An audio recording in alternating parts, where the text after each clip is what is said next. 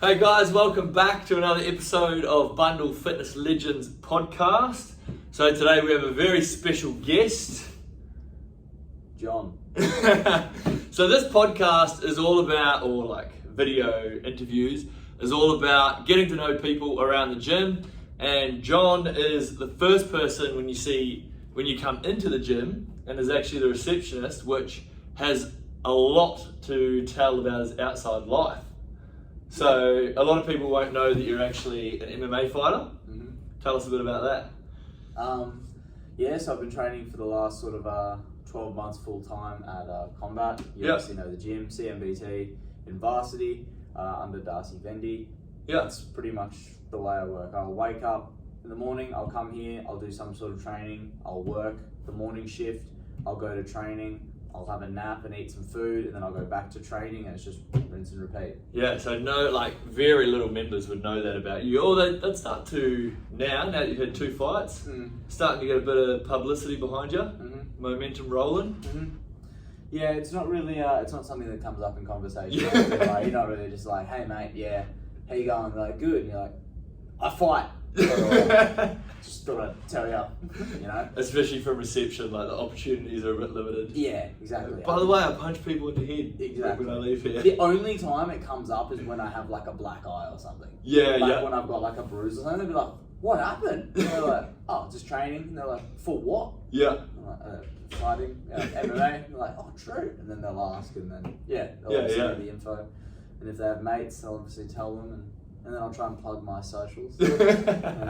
Looking for sponsorships. But yeah, that's basically it. Always. Yeah. So you're just trying to get your 3rd fight, hoping to jump in the ring cage again soon? Yeah, I was hoping to fight in December 2nd, but there was just a mix up with a bunch of matchups. It just didn't fall. The timing just wasn't right. Yeah. So hopefully February or March. Honestly, I'd love to fight in February because they've got the Perth card, which will be Dana White's doing the looking for a contender. Looking for a fight thing. Yeah.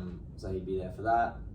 Might not be likely because unless someone else from my gym's fighting, they're probably not going to fly me out. Yeah. Worst case, hopefully have a Muay Thai fight in that period and then fight MMA in March. Yeah, nice. Yeah. So in the amateur scene, what are your sort of options? You've fought on Eternal twice, and then there's Proving Grounds. There's Proving Grounds, which is like the same as Eternal. It's Cam O'Neill runs Eternal, and then Proving Grounds is run by Robin O'Neill, his daughter. So it's pretty much the same circle of amateur fighters at least. Yeah, Eternal tries to only have a few amateur fights and then mostly pros. Proving Grounds is exclusively amateur. Right. That's like it's not the only show like that, but it is, as far as I know, it's the only one that I know that is exclusively amateur. Yeah, cool. And then there's things like Coastal Combat, which I had my first fight on. That was Sunny Coast? Yeah. So your training looks a lot different to the average member in here that's doing a lot of weight training. Tell us a little bit about what you do day to day. So usually every day follows a pretty similar thing. I work here most mornings. It's pretty much Monday to Friday, Saturday off, and then Sunday the day. Yeah. So average day would look like wake up at about 4 a.m, get here at about 4:45, do 45, a half an hour to 45 of like aerobic, so like running or shadow boxing or whatever it might be. Work, go to combat straight from here. Whether it be striking or wrestling or jiu-jitsu, like we'll do some sort of skill work. Yeah. That will be followed by whatever strength program we're doing. Usually, like right now, through like off season, it's off season, but like we do when you're not in camp. Yeah, when we're not doing specific explosive stuff, like strength and conditioning in the like 8 weeks lead up. Yeah. We do knees over toes, which is like tendon strengthening, ligament, that sort of stuff. Yeah. Muscle like maintenance. Yeah. Then in the Arvo, I'll come back after a nap and it'll be more skills work. So like I said, if it's striking in the morning, we'll do wrestling in the afternoon or grappling, maybe both. And then after that, it might be like gymnastic training or sauna or aerobic if I didn't do it in the morning, like stuff like that. Yeah, nice. So what's your sort of calorie intake that you're looking at to keep up with that energy output? So when I'm not worried about weight, I'm not trying to maintain, I'm not trying to gain, I'm not trying to lose, I'm just maintaining, I sit somewhere around the 6,000 calorie mark. Yeah. So it's a lot of good feeds. Insane. Yeah. So you're sitting at the moment 69 kilo? Correct, yeah. And then fighting at? 61.2 is the minimum, but you get a 500 gram allowance. So I can weigh in at 61.7 the day before the fight. Yeah, nice. So do you, do you sort of catch yourself at that 69 kilo? I try to stay anywhere between 68 and 71. Yeah. That's my sweet spot. There's not a huge amount of like playing around I have to do at that weight. Yeah. When it comes to like, it's like, oh, okay, we'll just eat 5,800 calories instead of 6,000, and all of a sudden like, oh, okay, I'm starting to lose weight again. Yeah. It's pretty lucky. Don't do the big Paddy the Baddy blow up. He doesn't have any time to learn skills, and you can see how garbage he is because he doesn't learn any skills. He just gets fat and then gets in shape and then fights. Gets on the treadmill. He's gonna get knocked clean out very soon. 2 fights in now, looking for a third. Exactly. Yeah. Just was eyeing up one in December, but you're looking for one as soon as possible. Yeah, the past Eternal, December 2nd, I was really hoping to get on that. I had like 12 weeks in the lead up where I was like, yeah, I'm gonna fight, I'm gonna get started, like I'm gonna call someone out, like if I can't get a match. And it just, at the end of the day, it just really didn't. The start, if anything, I took it as a huge sign that I wasn't meant to fight on that card. Yeah. Just a lot went on between the last fight and that, so I was like, all right, save it. I'm gonna compete in a grappling tournament this weekend. Oh, cool. So that'll be my third fight for the year. Yeah, wicked. But yeah, if things go as planned, I'll be fighting in February or March. Blue, Jon Aiello scheduled for three 3-minute rounds. They start. It was the first punch he threw and it was real sharp. It's obviously arm underneath him. Great work from Jon. Beautiful work. This position. Be good if he could disengage. Yeah, absolutely. It was fun watching Conor fight. Oh, indeed it is. Straight at. Beautiful takedown. Very similar to and try and get himself. So, but I beat right hand. And first round 3 of the night. Or getting to where he wants to get to. But here we're back in the step.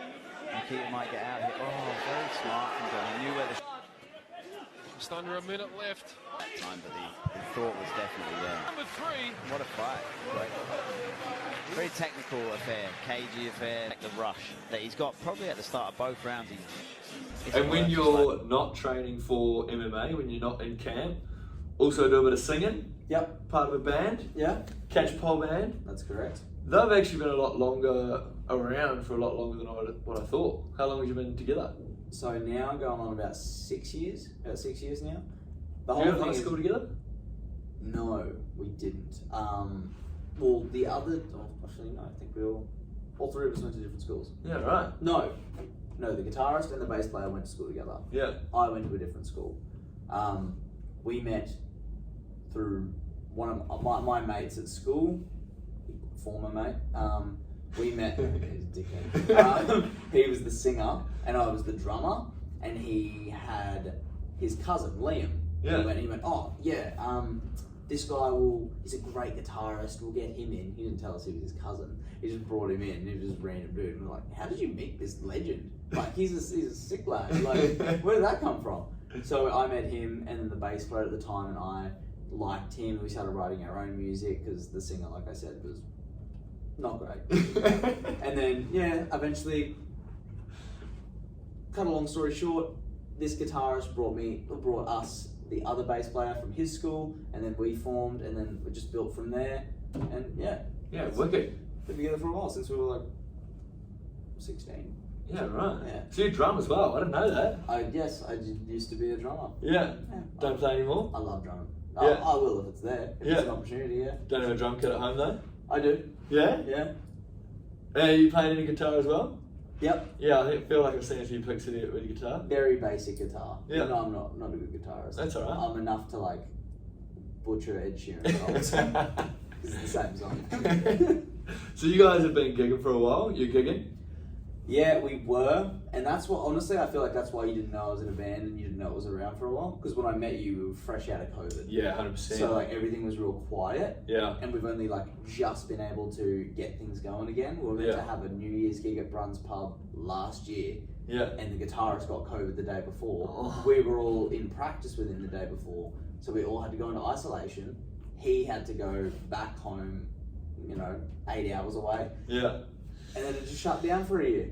And when they just come back, but we're hopefully releasing an album. Well, not hopefully, we're definitely releasing an album early 2023. Yeah, wicked. And you just had your first gig back. You opened for Wolfmother. Correct. Yeah, at Brunswick Hotel. That's pretty mad. Like Wolfmother, I grew up listening to a lot of their stuff. Yeah, it was sick. They're not, but it was sick. they're a bit mean. Would that be the biggest crowd you played in front of? Nah. It would have been Lime Cordial a few years prior. Yeah, We true. opened for them, and that went off. Yeah. That went off because that's when we were like, we'd been playing for ages. We weren't like rusty or anything. We'd like built a really good following on the Gold Coast and Byron and that sort of thing. Yeah. Went off. That's sick. That was the best gig. So 2023 is going to be huge for you. We hope so. We Yeah. hope so. A lot of gigging, a lot of fighting, Exactly. a lot of sponsorships, Yeah. a lot of promotions. I'm here, baby. Hit them up. That's it. 100%. Awesome, mate. Well, thanks for jumping on, and yeah, I'm sure that'll be mind-blowing for a lot of members. They'll be like, what the hell? Walking past a superstar every day, they don't even know it. Oh, don't say that. Don't say that. They're going to be rocking in Monday. Autographs? Wearing ravioli shirts. Yeah, you got to get some made up. Yeah, alright. 100%. Done. They're coming. Thanks, guys. Cheers, guys.